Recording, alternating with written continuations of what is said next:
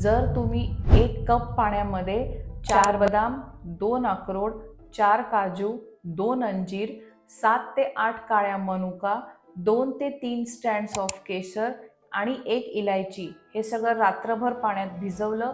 सकाळी हे पाणी काढून टाकून हा सगळा सुकामेवा ब्लेंडरमध्ये टाकला. त्याच्यात 1 कप दूध, थोडासा बर्फ टाकला आणि जर ते स्मूथ ब्लेंड केलं तर हा तुमचा रोजचा ब्रेकफास्टचा पॉवर शेक होईल. दिवसभर हेक्टिक असतं, कम्प्युटर समोर बसून काम असतं, स्टुडंट्स असतील, हाऊसवाईफ असतील, सतत थकवा येत असेल, थोडंसं चालल्यानंतर दम लागत असेल, एक जिना चालल्यानंतरही श्वास फुलत असेल, या सगळ्यांच्यासाठी this power shake is extremely powerful.